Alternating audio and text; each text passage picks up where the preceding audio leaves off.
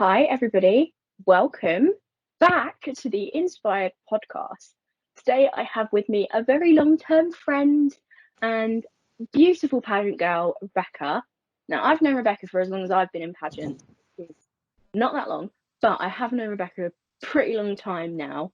And she was she was my mum's sister queen when she won Miss British Beauty Curve in, I believe, 2016. 2015.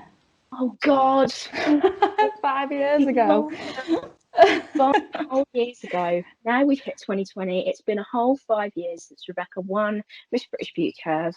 So, Rebecca, introduce yourself. Tell us a little bit about you, and we will kind of go from there. So, hello everybody, my name is Rebecca. As Maya said, I won my first big title back in 2015, which was Miss British Beauty Curve. I'd been competing in pageants for a while before that. I think it's about 7 years now since my first ever pageant, so I've been around quite a while. But that was sort of my first big break in the pageant industry, and it got me sort of so far with my confidence and how I perceived myself in the public eye and different things like that. So since then, I've gone on and competed in a couple of other different systems. I've actually just handed over my title as Miss Northwest Beauty 2019-20. Obviously, we couldn't do our handover with what's going on at the moment, but I've got that to look forward to in February next year. So yeah, that's it about me, really. So, for as long as I've known Rebecca, she's always been kind of the one I've looked up to in pageants because she was who I kind of saw myself being as a young teenager. I was like, she's a Miss Queen, and she's awesome, and she's bright up there on stage, and she's giving it her all, so I can do it. And you and Mum and the absolutely fantastic years you both had, and setting fantastic examples for the many years of queens after that to come. You know, you were really quite an important role in the Miss British Beauty Curve kind of queen lineup. I mean, when I think of an MBBC queen, the girls that come to mind are obviously you, my mum, Emily Blake. I mean, I know all of them, but you guys were running the game back then. And, you know, I saw you everywhere. We saw, Mum everywhere. And you were really doing quite well. So pat on the back for you for doing a fantastic reign there. Obviously, the reign as Miss Northwest Beauty, that was cut short due to circumstances. But again, another fantastic reign. We saw each other at Galaxy and had a fantastic time as always. And you know what? I am really excited to see you back on a pageant stage. Now we're going to leave that cheeky little announcement to the end just to hold the viewers on for a little longer. So let's talk a little bit about what you've done since 2015 now. What you've done is pretty awesome. So let's tell people a little bit about that. So one of the big things that's happened for me is I remember coming back from winning Miss British Beauty Curve and sitting at work and thinking, I want more than this in my life. And I remember thinking about so much fun that I have in pageants and being with all these people that I love. And I remember thinking, right, I'm going to do something. I'm going to go to university. So I decided to do event planning because at the time I aspired to be the next big pageant director. So I went and started my degree, and halfway through my degree, I actually got the opportunity to go and work in Walt Disney World over in Orlando. And that was 12 months out of pageantry, so it was a little bit sad on that note, but it was the most amazing 12 months of my life, working for what I perceive to be one of the best companies in the entire world, making magic for not just children, but adults alike for a full 12 months. So that was definitely something that I will remember forever. And then since then, come back, sort of tried to fit pageants in as much around me, finishing uni, doing my dissertation, starting my adult job in an office. So it's been a little bit difficult to slot things in, but I've tried to keep going as much as I can. So yeah, that's pretty much been my life for the past 5 years, has been uni work, Disney World, pageantry, and a bit more uni work on top of that. So to hear you say adult job makes me feel really weird because what I know you as you're still a uni student. So it's very weird for me to think of you as an adult with an adult desk job and doing Weird all of that for me stuff. as well. It just blows my mind. That's how long I've known you for. It's a whole big 5 years, which is a good percentage of my life now. That's just weird to think of. And you're probably actually one of the friends that I have that are the furthest away, and yet we're really close. Mm-hmm. And I think one of the weird things, especially for Mum, was that when you guys became sister queens, we're quite alike as people. you and me. Definitely. So for her to have a sister queen that was essentially an older me was very weird for her. And I know she's bobbing about the house doing her bits and bobs. She's just finished work, so she's trying to fit the housework around working from home. And she's like, "Say hi to Rebecca for me." So Mum says hi. So working in a different country is a whole new ballpark. So tell me a little bit about probably one of the most memorable moments for you working over in Disney. I think for me, one of the most memorable things that stands out is not so much like a specific moment, but more like a collection of moments. You get very special times while you're working there to create sort of really tiny magical things that to you might be sort of your day-to-day work, but it can create this lasting memory for people from all over the world. One day I had a lady come up to me with this tiny little like a little doll figure, and she was like, "Can I borrow you for a second?" So I was like, "Yeah, of course, how can I help?" And she said, "This is my my little girl's doll, and she lost this when we were here last year. Can you bring this over to her and tell her that you've been looking after it for the past 12 months and about all the adventures it's been on?" So I went over to this little girl and I told her about all these stories about how I'd taken her to the beach, and the mum had given me pictures to give to this little girl. So we went to the beach together, we'd been to the theme parks together, we met Mickey and Minnie Mouse together, and we'd been all over the world exploring. And this little girl's face, she was so like in awe of the fact that this doll that I'd been keeping hold of for the past 12 months had all of these adventures without her. And I think there's been so many of those. To me, it was just a normal day at work, but to this child, she'll remember that for the rest of her life. So even though it was a tiny thing for me, it's made a lasting impact on somebody's life, not just their holiday, but yeah, I remember that for years to come. I mean, that is such a cute little story. I mean, for that kid, you know, being told, "Oh, your little doll has been here, there, and everywhere." For a child, it's a magical moment. And you know, I've never been to Disney World in Orlando. It's on my to-do list, and you know, they say Disney is where dreams come true, and it truly does. Like, I've never heard anybody say that they've been to Disney World and not had an absolutely fantastic time. There's so much to do, and you know, even as an adult, it brings back so many childhood memories. And you know, I'm not like a Disney fanatic. Like, I'm not the one that jumps on Disney Plus straight away. One, because I cannot afford it, but two, I was never a really big Disney like lover. I watched it as a kid, and you know, I loved it. It was great. Loved the Disney Channel, but I felt like if I would go there, like even watch, like my favorite Disney movie is Aladdin, and it always will be. And I was like really reluctant to watch the remake, because I was like, if they change anything, I'm going to be so upset. And it's honestly, the remake was is now up there as one of my favorite films. Yeah. So, you know, it's just completely amazing. So aside from the happy stories, do you have any like horror stories from Disney that you can share a little bit without, you know, going too far? Not so much horror stories. When you work at Disney, obviously I've not got any kids. I don't have any younger brothers or sisters, so I'm not really somebody that's grown up around younger children. So I've never experienced like really bad children having temper tantrums. But you see all of it in Orlando. Obviously, it's so hot and so humid. These kids have been on their feet all day, and you see the best kids so happy, so bright to be here, and then you see some children in absolute meltdown mode. We used to always carry stickers in our pocket because a child was crying, and you'd come up to them with a sticker, and that would hopefully bring a little bit of joy to them. Most of the time, they just flung it away and didn't want anything to do with it. But not so much horror stories, but yeah, the heat gets to people, and it's not just kids, adults are like that as well. But yeah, that's probably the worst thing you had to deal with was hot and tired people. Yeah, I mean, honestly, if I'm on my feet all day, even at work, like I love my job, but when it gets to the end of the shift and I just want to sit down, and that last person walks through the door just as I'm about Yeah. to close, you're like, oh, I just want to go home. So doing that with heat and humidity added to it, and then you've got a child, I can imagine that just the stress that parents go through. And parents always try and make Disney a magical weekend. I know many parents that have tried to make it all magical. They do the big reveal, we're going to Disney World, and then they pull out all the stops to make sure it's an absolutely fantastic time. And you know, parents are really truly amazing people, so you know, good on them. Yeah, definitely. So I admire them a lot. you are, you know, a university graduate, you've been to Disney, you're a pageant girl, and now we've come to this point where you've handed over a title and you've come in, you're and ahhing about what you're going to do next. And I know what you're doing.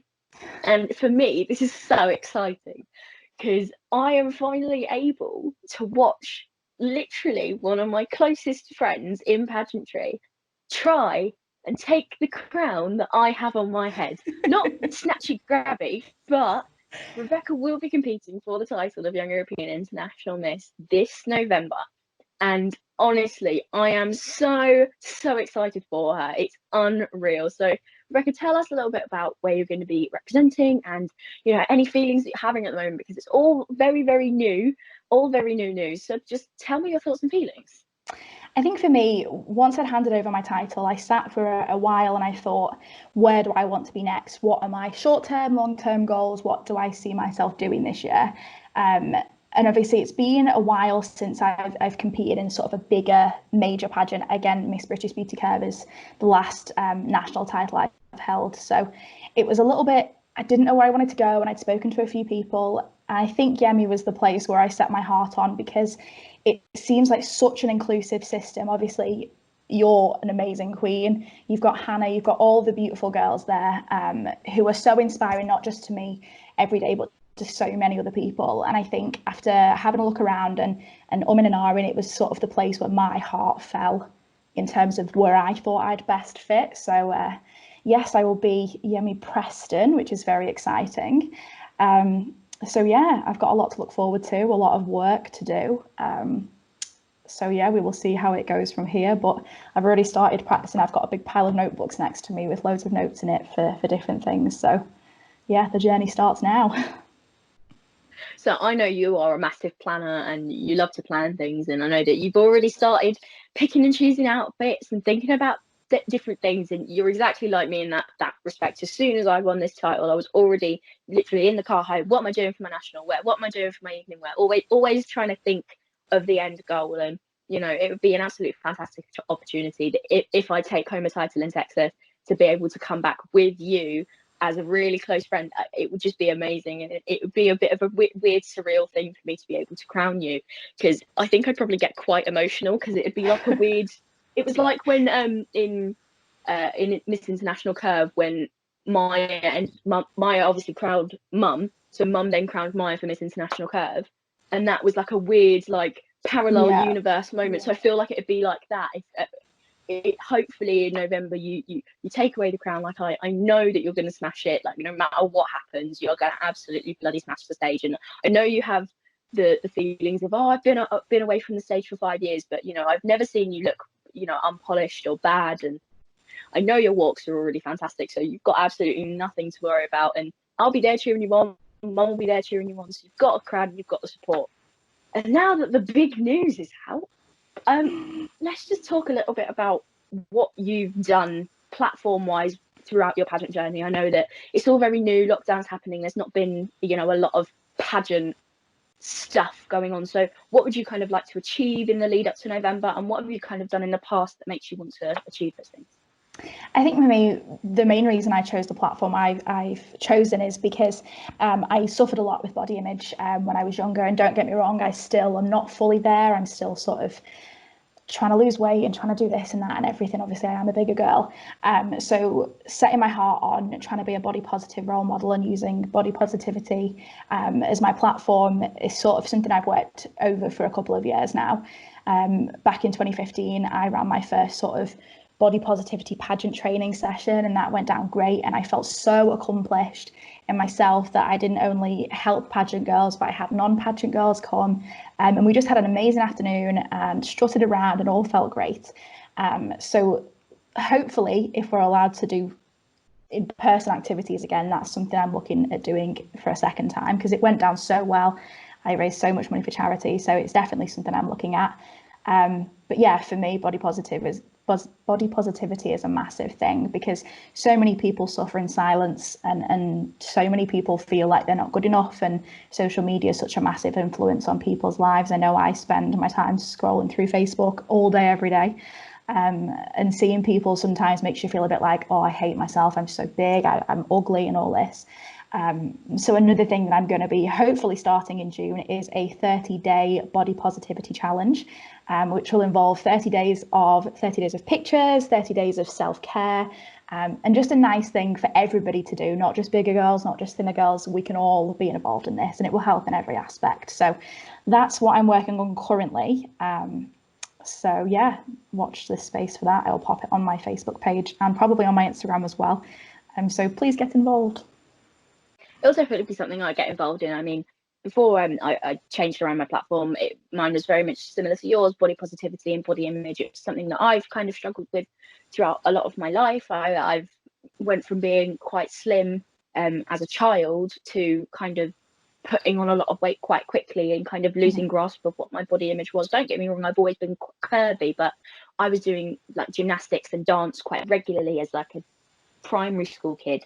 So then coming into kind of secondary school and puberty hitting, I found that I was putting on a lot of weight, and I was stress eating, and my weight has always been something I've kind of, I don't say struggled with, but I've learned to kind of deal with. It's not something that I know I can change quickly without a lot of hard work and dedication. And I know I could do it. I've done it before, I know that my dress that I'm wearing for Texas, I need to fit it. And quarantine bodies are not the best bodies because everybody just goes out and buys cakes and sweets. So I have an end goal. It's not to lose weight, but it's simply just to fit back into my dress that I fit before. And I think that that's a healthy way of looking at things. It's not I need to lose weight for the pageant. It's I need to lose weight so I don't have to spend money on another dress, because money and needing to be skinny, two very different things. So I absolutely I love you as a person, and the way you talk and the way that you can kind of hold an audience is really fantastic. And I know that as a northern girl, I absolutely love your accent. I always love listening to that. You speak just because of your accent alone. I think I'm like that because I'm so used to hearing a southern accent, and it's so boring and grating. So any other accent, I'm like, oh my god, I love it. But honestly, Rebecca, you are going to be an absolute firebomb on stage. Like, I'm so excited for you. I know you haven't got any round things in material yet. Is there anything in particular about the competition that you're really looking forward to? I think for me, it's just being back in the pageant community. It's been sort of, I've had such, like I said, a busy couple of years with uni and work, and obviously I've had my title and I've tried to give that everything I possibly could, but I've just been so busy with life, and life gets in the way sometimes, doesn't it? But I think now I'm in more of a routine where my work schedule is sort of more normal, and I've not got the worry about dissertations and everything like that. I think it's just getting back into meeting new people. Obviously, there's so many people that I've not met yet in the pageant community that are new from when I've sort of been last prominent here. So yeah, meeting new people, having fun, and just enjoying my time in the lead up to the finals, and then hopefully from then onwards, but we will see. Every girl that I've kind of spoken to that's come away from Yemi has always said that the weekend alone is just a fantastic experience. On the day before, you have the contestant party, which is always generally a PJ party, and this year's theme is Hawaiian themed. So I know I'm going to be getting out my ugly Hawaiian t-shirt as per usual. I bought it once for an event at school, and I've been dying for another use to use it because it's £12 and I'm going to get more than one use out of it. Absolutely. But also, it's getting to know the girls, the team building exercises, the trust exercises, there's rehearsals as well. So you always step onto the stage at the finals feeling 100% prepared, and I think that is the best way to be. And I think that Jayan does a fantastic job with every single one of their girls, and the fact that girls come back year after year shows. I was one of them. I came back twice before I won. I came back the second time I won, and it's something about the system that's so inclusive, and that you can pick your own platform that just makes it really unique. And I'm just so glad that you've chosen a system that I know I'm proud of. I'm gonna work super hard before. I've been working hard. I'm gonna continue to work hard before Texas, and I'll continue to work hard even after Texas. But to have a friend that that was kind of always my dream. I say my dream, but my kind of goal was to get somebody that I know and believe in to come and join in my system. I've been dying to Mum in, but she has her heart set on the Miss GB crown, so I'm not going to tear her away from it. I'm not going to tear her away from her little dream, and I'll support her to the end of the earth. And I said to her, I had an interview with the lovely Gemma, which is Emma and Effa's mum earlier, And I said to her, I was like, Gemma, if you don't enter Yemi, I'm going to sign you up. And I think we're going to get her to do it, you know, but both the little fireballs that our kids are dying for us to do it, even her husband's dying for us to do it. So, you know, we're going to get Gemma to do it. But I do just want to touch briefly on a little bit about how you're doing at the moment, how you're kind of coping with, you know, working. I assume you're working from home, and, you know, how work-life balance has become very abnormal for a lot of people. And it's I can imagine it's hard for some people, because some are doing like client facing jobs but having to do it from home. So what is kind of work like for you, and how are you kind of coping as well? I think for me, I work in a very different company. We have a very big stance on like, we're a family, we're not work colleagues. We all spend time outside of work together, and it's a very sort of close knit. Some of my best friends in the entire world I work with. We've got a very sort of high tech modern office. We even have a slide in our office, which is something that not everybody can say. So as well as missing sort of the human interaction with my colleagues, I think for me, I work, like you said, in a customer facing role. So I'm constantly on the phone, writing emails, doing live chats, loads of different things where I'm looking after a certain section of customers. And for me, it's hard, even though I'm used to speaking to them over the phone.